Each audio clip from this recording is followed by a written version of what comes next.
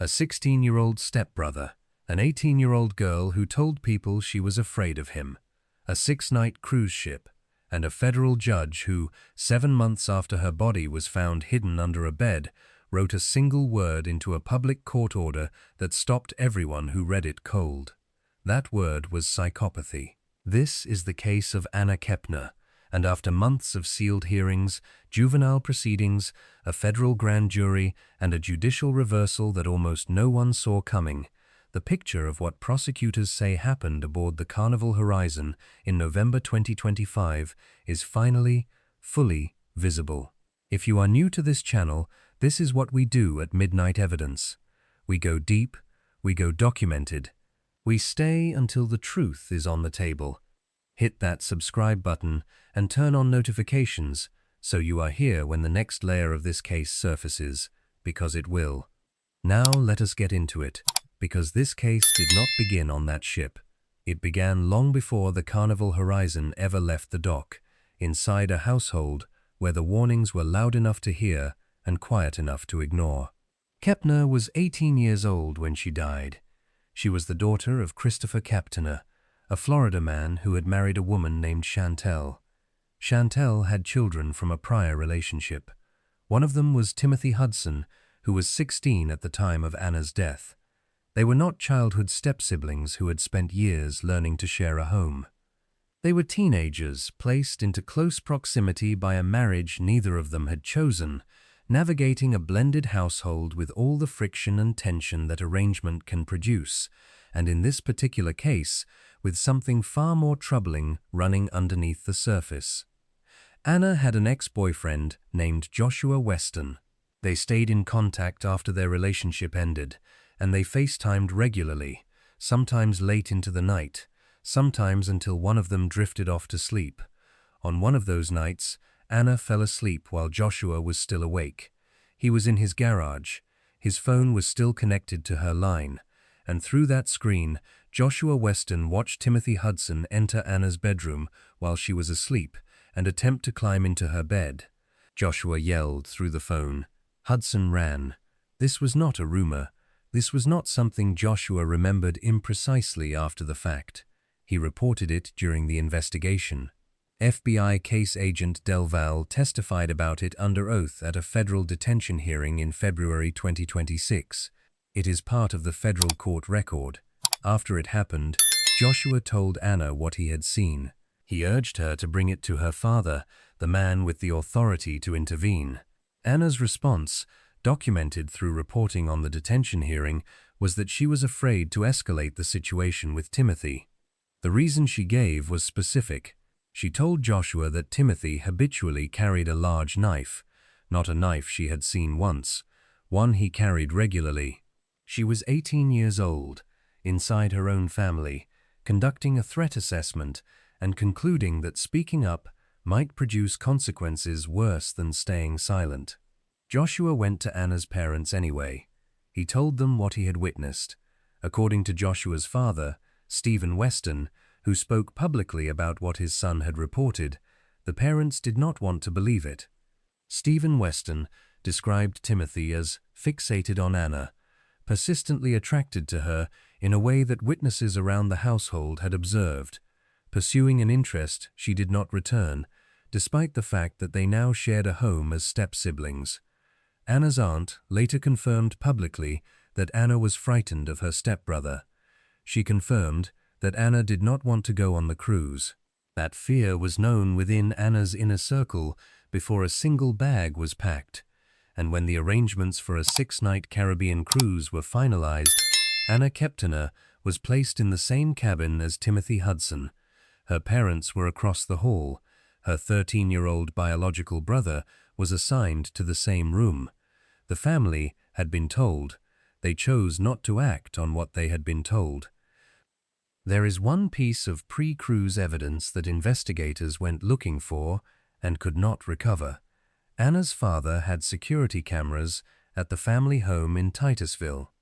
When agents sought footage that might have captured the night Joshua watched Hudson enter Anna's room, those cameras had already cycled through their automatic deletion schedule.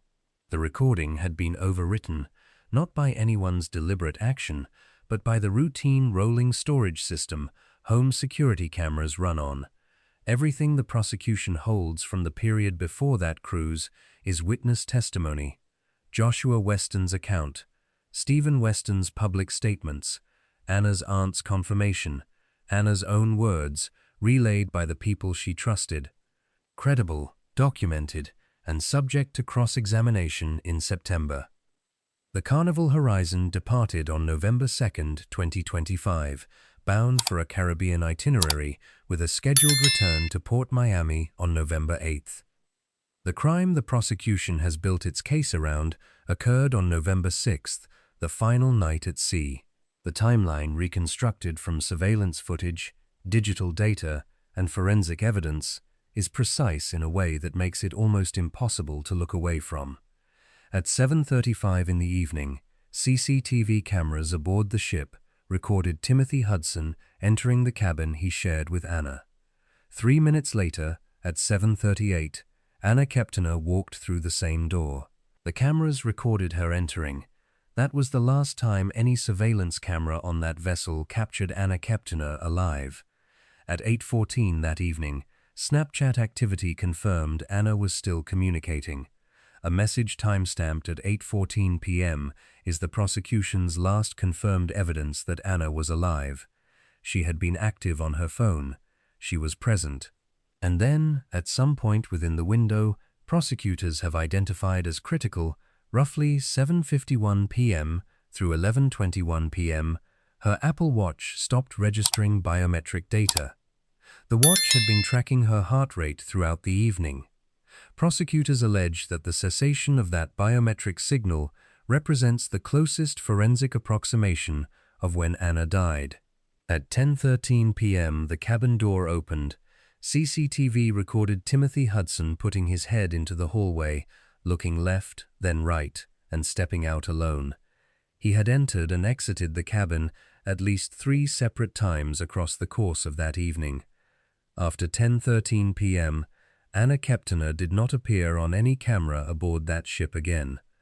After leaving the cabin, Hudson's movements were traceable through the vessel's Wi-Fi router network, which logs device connections as passengers move through the ship. Anna's phone followed the exact same path. It traveled from the cabin level to a different deck. It ended near a trash receptacle in a common area. A ship employee found it the following day and turned it over to investigators. Anna had been on Snapchat at 8:14. Her phone then moved through the ship, alongside the only person documented leaving that cabin after 10:13. It arrived at a trash bin on a different deck. It was not found on her body. It was not in the cabin. Someone carried it deliberately away from the scene and discarded it. The following morning, November 7th, Anna's 13-year-old biological brother woke up in that same cabin. He had no awareness of what had taken place in the darkness around him through the night. A room attendant discovered Anna Kepner that morning. Her body was beneath the bed. She had been wrapped in a blanket. Life vests had been stacked in front of her. The medical examiner ruled the cause of death as mechanical asphyxiation. At the May 27, 2026 federal detention hearing, Assistant United States Attorney Alejandra Lopez described the autopsy findings in specific terms before the court. Anna had been pinned down and forcibly raped, Lopez told the judge. The autopsy concluded it likely took between 3 and 5 minutes of sustained strangulation to end Anna Kepner's life. 3 to 5 minutes is not a moment of violence that escalates and ends. It is continuous, deliberate, unrelenting physical force maintained for the full duration of time it takes to kill a person.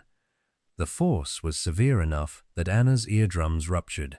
The medical examiner also found that Anna's underwear had been positioned in a manner consistent with sexual assault, not with any consensual encounter. When the Carnival Horizon docked at Port Miami on November 8, 2025, FBI agents were already there. Investigators observed Hudson crying uncontrollably. He showed no visible physical injuries, according to the court transcript. Under Florida's Baker Act, He was involuntarily committed for psychiatric evaluation. On November 9th, Shantel texted Timothy's biological father, Thomas Hudson. She wrote that she had briefly spoken to their son. He kept repeating the same thing. He said he could not remember anything from that night.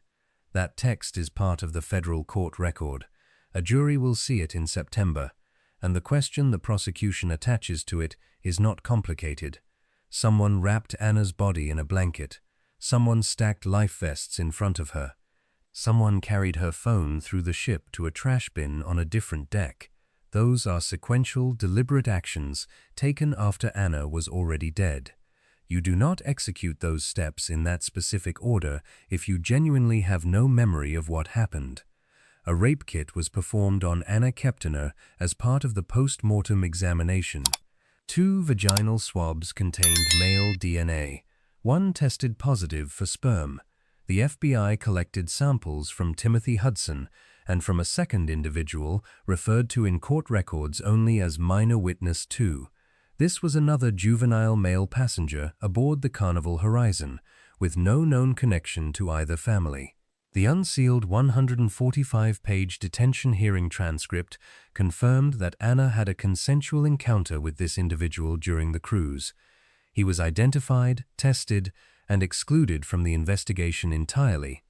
The DNA matching Timothy Hudson from the rape kit carries statistical odds of 1 in 126 sextillion. A sextillion is a 1 followed by 21 zeros. U.S. Magistrate Judge Edwin Torres, in his June 10, 2026 detention order, cited those odds and described the prosecution's case on the sexual assault charge as beyond clear and convincing. At the February detention hearing, the FBI case agent was asked directly whether he was aware of any DNA evidence connecting Hudson to the strangulation itself. The agent answered that he was not. The DNA establishes the sexual assault. The murder charge rests on the totality of circumstantial evidence, the CCTV timeline, the phone's path, the Apple Watch data, the staged concealment, and the documented fact that Hudson was the only person recorded leaving that cabin during the window when Anna died. The legal road this case has traveled is not routine. Because the Carnival Horizon was in international waters when Anna died, Florida state courts had no jurisdiction. The U.S. Attorney's Office for the Southern District of Florida was required to prosecute. Federal prosecutors sought adult charges against a 16-year-old. A federal grand jury returned an indictment in March 2026. A judge formally transferred the case to adult court in April. If Timothy Hudson is convicted, he faces life in a federal prison and a fine of $250,000 per count. There is no juvenile record that expires at 18. There is no probation available at that sentencing ceiling. On June 10, 2026, U.S. Magistrate Judge Edwin Torres signed a 14-page detention order reversing his own prior ruling. 2 days earlier, prosecutors had filed sealed supplemental materials, described in their filing as newly disclosed information material to the detention question. The contents of that filing remain sealed. What is public is what the judge wrote after reading it. He found the evidence for forcible rape beyond clear and convincing. He wrote that the conduct alleged suggests a level of psychopathy and lack of remorse that by itself raises serious concern that the defendant can snap at any time. He ordered Hudson into federal custody, effective immediately. This is where the case stands as September approaches. A federal trial, a defendant pleading not guilty, a judge who wrote psychopathy into a public order, a sealed filing that reversed a judicial decision within 48 hours, and a jury that will be asked to weigh all of it, from the first night Joshua Weston watched through a FaceTime screen to the morning a room attendant found what was hidden beneath that bed, sir. If this breakdown gave you something the headlines did not, share it with someone who has been following this case. Leave a comment with what you think the September trial is going to turn on, and if you are not already subscribed to Midnight Evidence, now is the time. We cover these cases as the documents surface, not after the cycle moves on.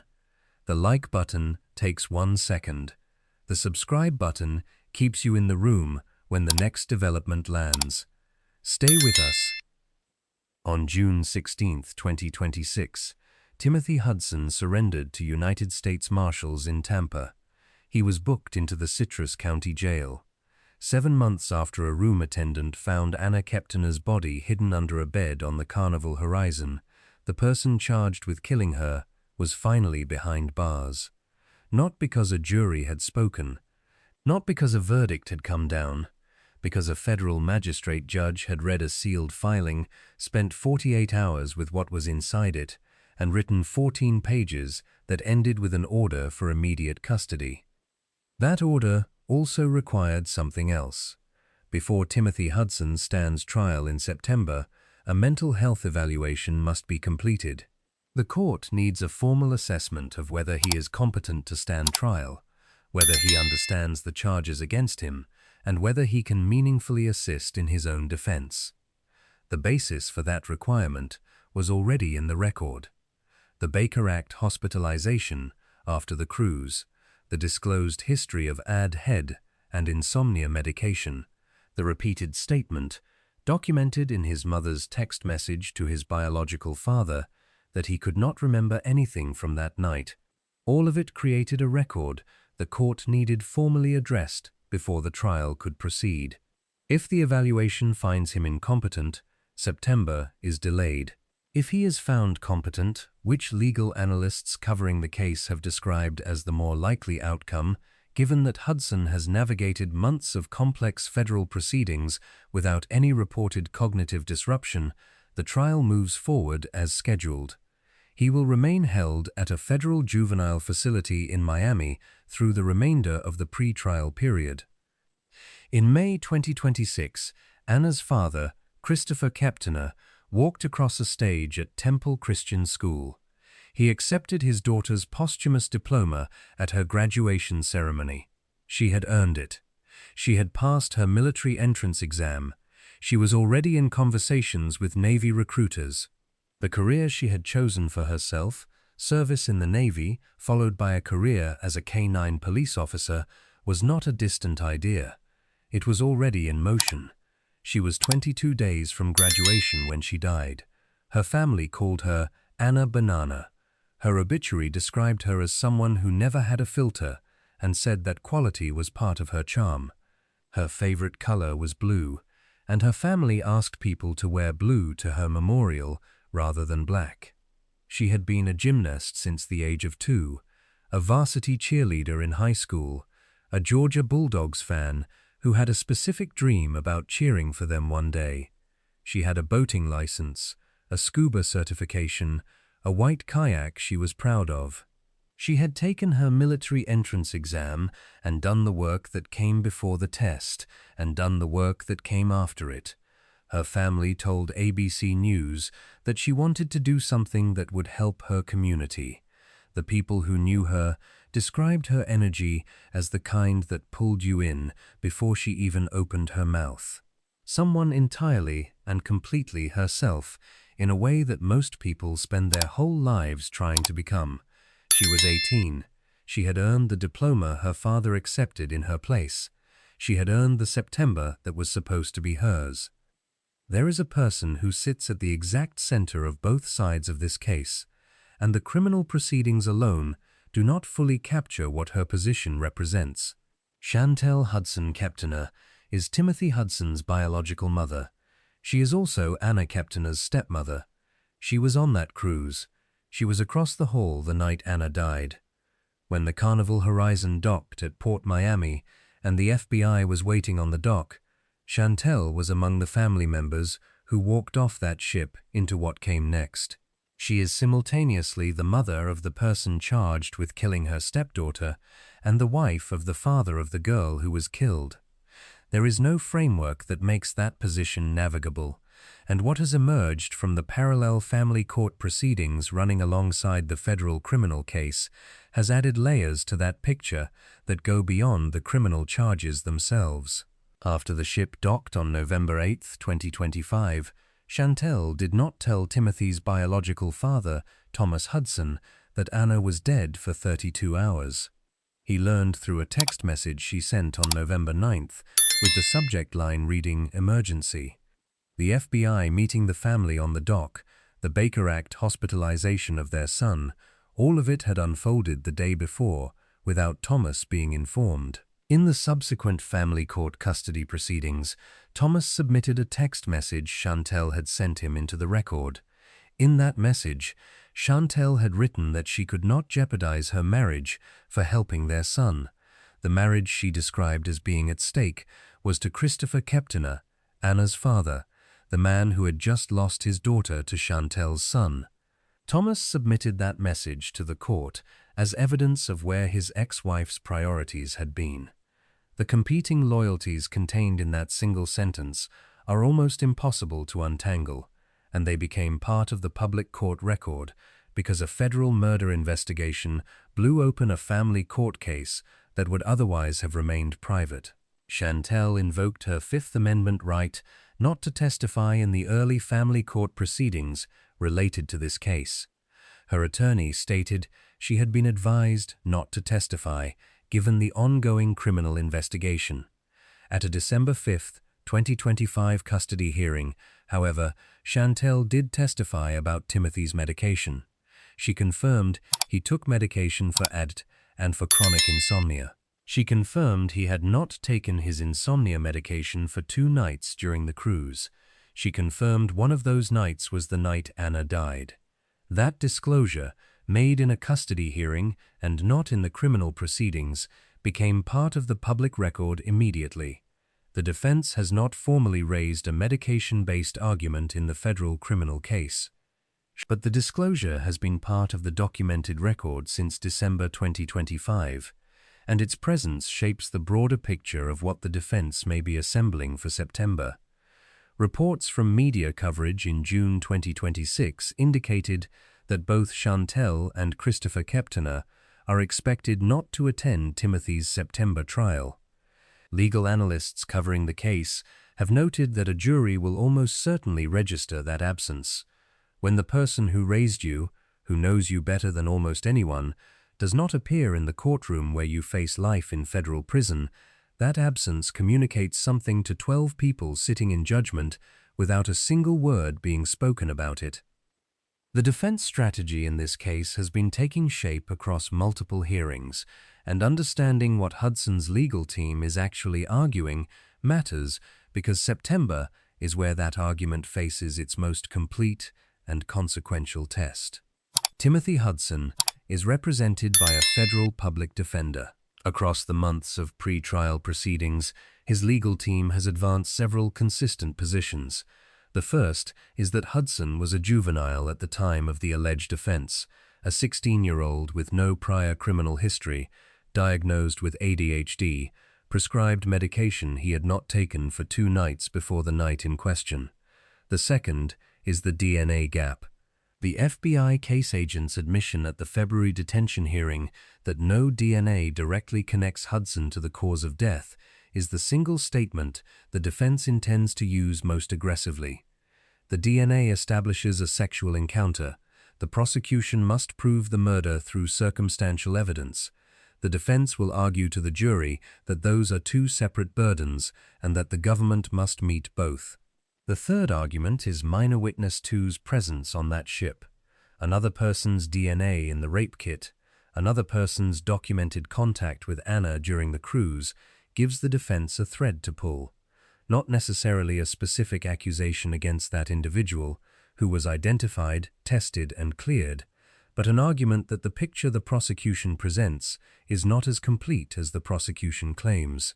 The fourth argument is the judge's own words from May 27th. Before Torres reversed himself on June 10th, he had said publicly that he would not characterize the government's case as strong and that it presented various potential defenses. That language appeared in the public record.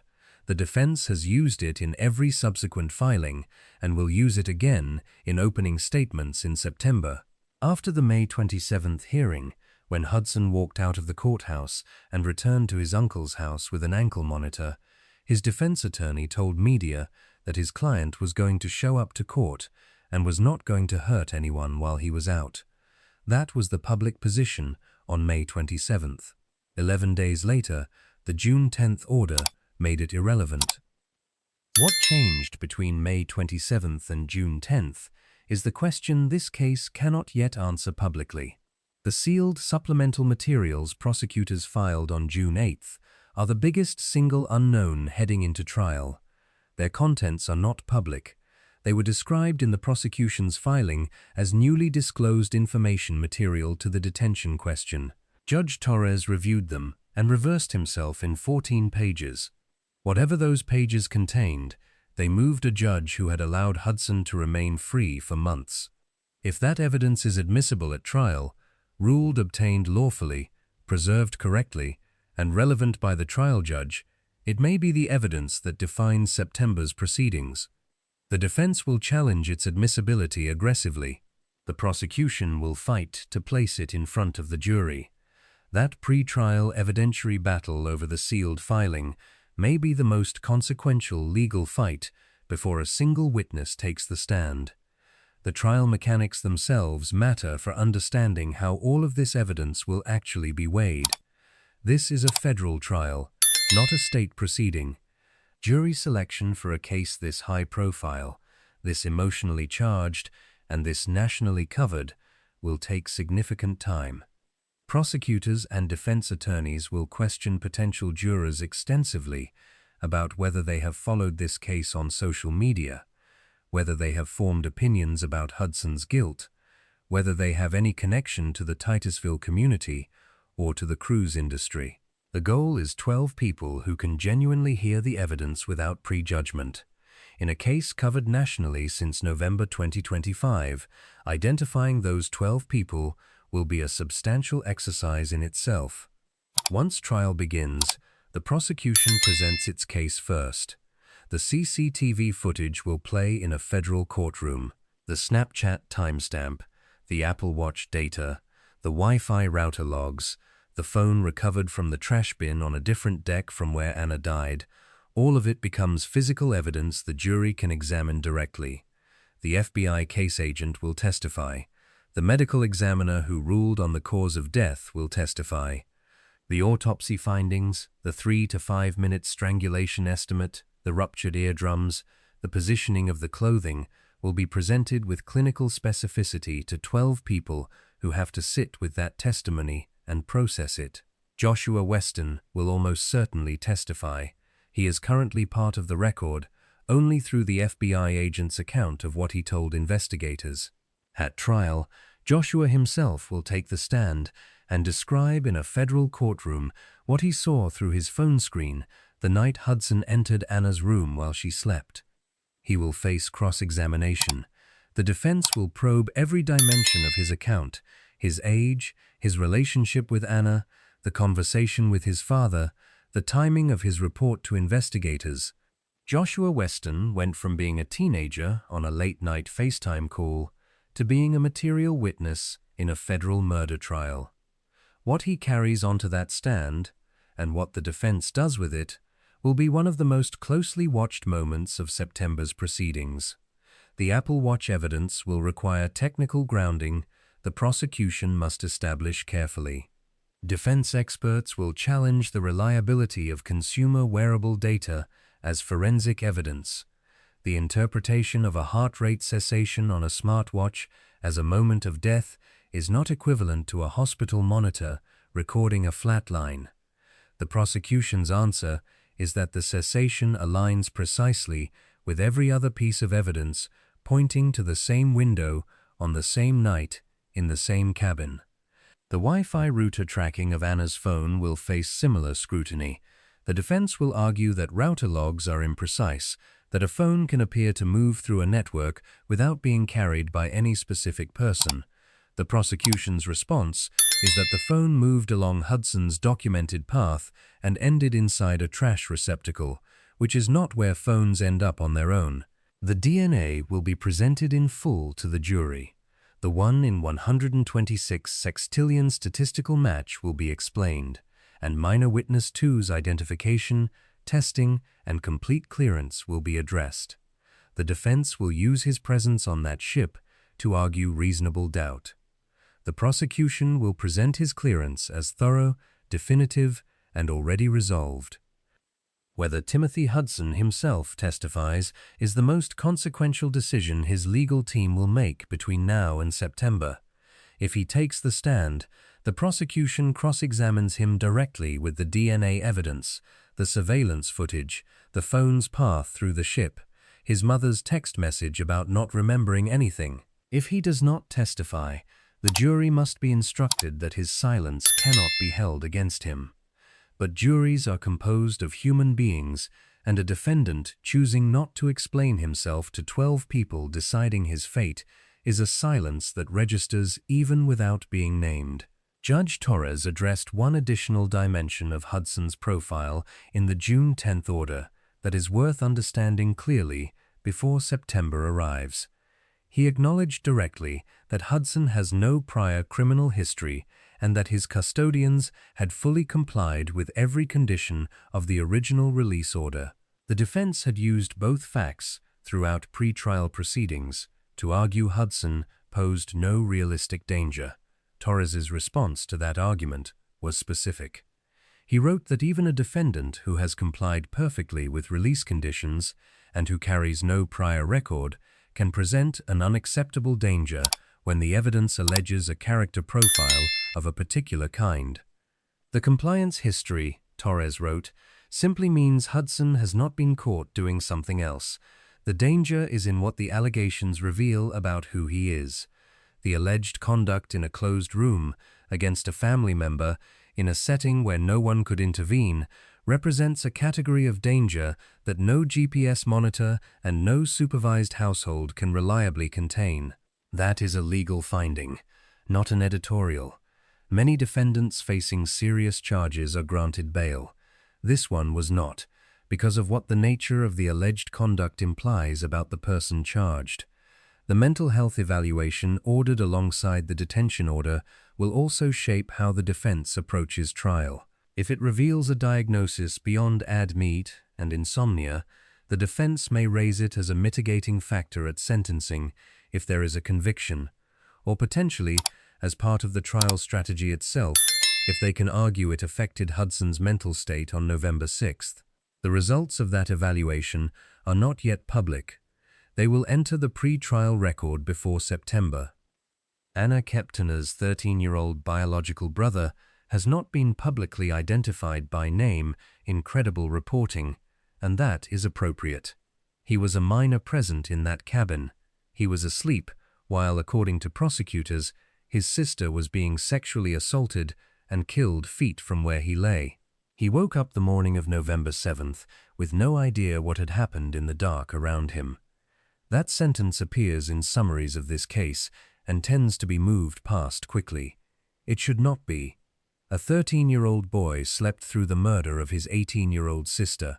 He woke up in a room where her body was concealed beneath the bed beside him. He did not know she was gone until a room attendant came and found her that morning. Whatever that morning became, once the understanding of what had happened reached him, he will carry it for the rest of his life. His experience is part of the record only in the sense that court documents establish he was present. What it has actually been like to be that child, in that family, in the months since November 7th, is something the public record cannot capture.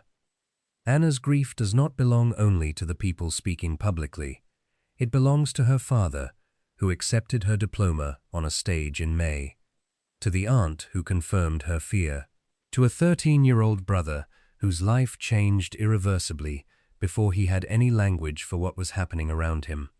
Timothy Hudson has made no public statement, no confession, no account of November 6th. His not guilty plea is his only position, and it has not changed across every stage of these proceedings. What the unsealed transcripts, the June 10th order, the documented pre-cruise history, and the prosecution's evidence framework have collectively produced is the closest thing this case has given anyone to a complete picture. A documented fixation on a stepsister who was afraid of him, witnessed by at least one person, reported to adults, and dismissed. A possible trigger in Anna's consensual encounter with another passenger during the cruise. A discovery that prosecutors believe may have transformed months of obsession into violence inside that cabin. A phone carried to a different deck and placed in a trash bin. A body wrapped in a blanket with life vests stacked in front of it. And a federal judge who reviewed the full sealed case in June 2026 and wrote in a public court order that the evidence for forcible rape is beyond clear and convincing, that the conduct alleged reflects psychopathy and lack of remorse, and that no condition of release can protect the community from this defendant. He is still saying not guilty. The trial has not happened. No jury has ruled. September is where this case becomes a verdict rather than a prosecution. The witnesses, the physical evidence, the defense challenges, the DNA testimony, the autopsy findings, and whatever is inside that sealed June 8th filing, if it is ruled admissible, will all be placed in front of 12 people who must decide beyond a reasonable doubt. When that trial opens, midnight evidence will be here for every session, every ruling, and every development as it surfaces. Before you leave, drop your answer in the comments. Based on everything documented in this video, the pre-cruise warnings, the obsession, the DNA odds, the phone in the trash bin, the staged concealment, and the judge's June 10th language, do you believe the prosecution can secure a first-degree murder conviction, or does the gap between the DNA and the cause of death give the defense enough room to establish reasonable doubt? The comment section on this case is worth reading. Leave your take. If this video gave you the full picture, subscribe to Midnight Evidence and hit the notification bell so you are here when September arrives and the trial begins. Share it with anyone who has been following this case and needs to understand where it actually stands. Anna Kepner deserved better than what happened on November 6, 2025. Her family deserves justice that is real. We will be here when September comes. All information presented in this video is sourced from federal court records, unsealed court transcripts, public filings, and credible published reporting. All allegations against Timothy Hudson are allegations. He has pleaded not guilty to charges of first-degree murder and aggravated sexual abuse and is presumed innocent under the law until a jury renders a verdict.